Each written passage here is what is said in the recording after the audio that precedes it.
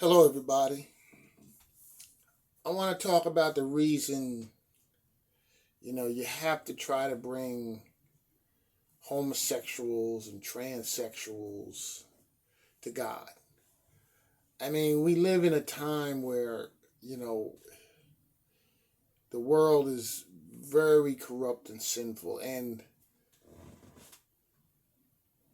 these things are actually being promoted, which I don't agree with. I mean, I do believe there's true homosexuals. The Lord has basically told me there are true homosexuals in the world. I've, you know, people kill themselves people commit suicide because they don't want to be a homosexual.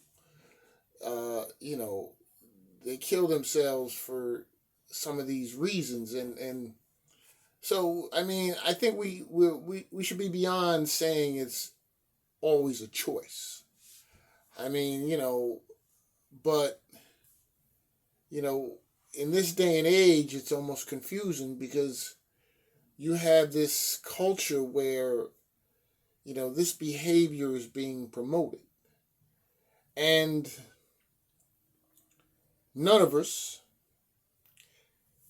the only person who ever was sinless in the eyes of God was Jesus. I'm not sinless. Muhammad wasn't sinless.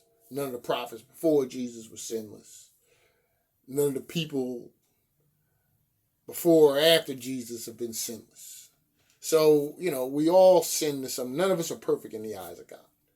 So, when someone tells me they're a true homosexual, the first thing I say is, well, are you attracted sexually to the people of the opposite sex? Because if you are, then to me, you're not a homosexual.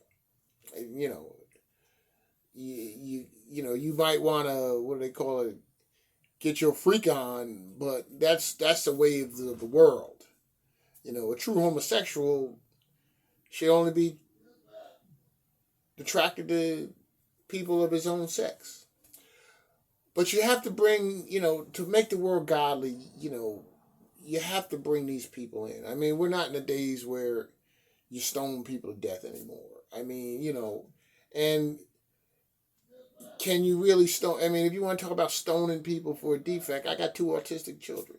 Now, they do a lot of things wrong. One has a mind of a 5-year-old. What do? Take him outside and stone him to death because he's doing some kind of sin? Okay, of course not. Okay, because I know he's mentally challenged. So we can't. We have to let God judge. But to make a better world, we have to try to make these people as godly as possible. Now they say, I can't help it, I can't change.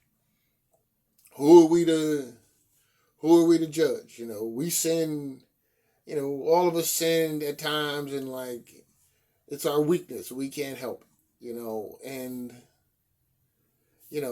like I said, none of us are perfect in the eyes of God.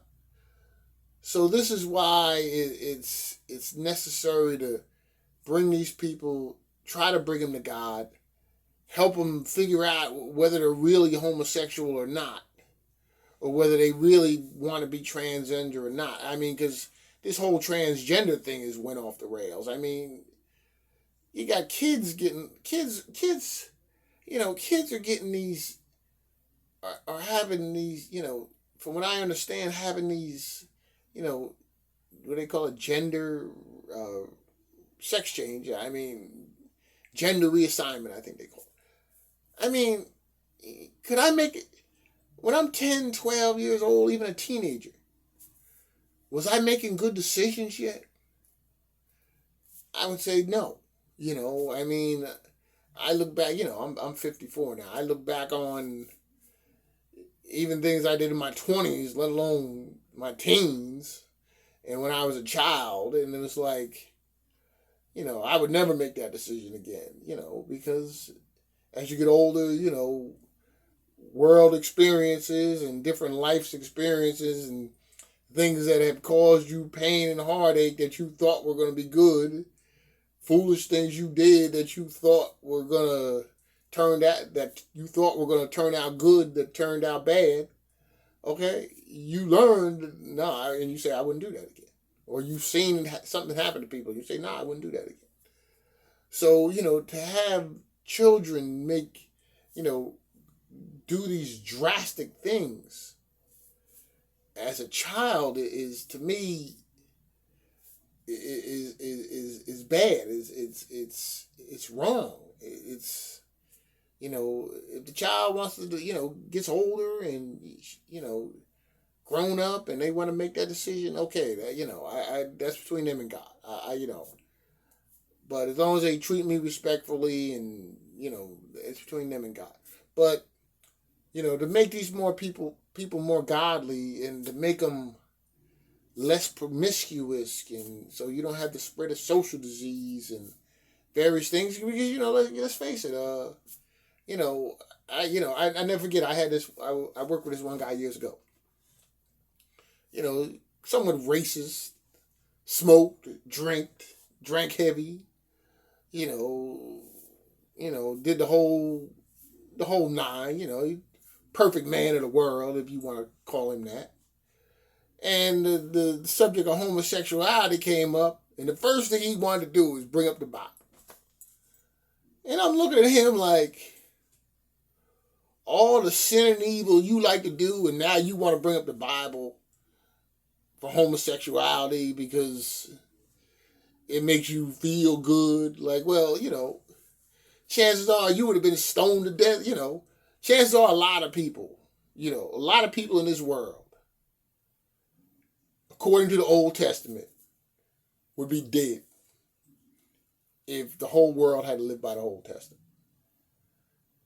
Between the promiscuity, even heterosexual promiscuity, the sleeping with people's wives and all the other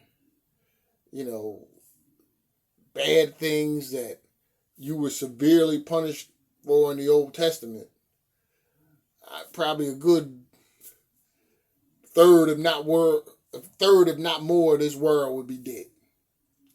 We were strictly going by Old Testament law.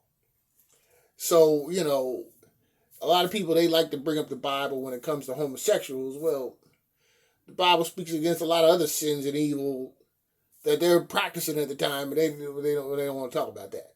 So, but I think you have to make these people as godly as possible, because they say they can't help the way they are. So who are we to judge?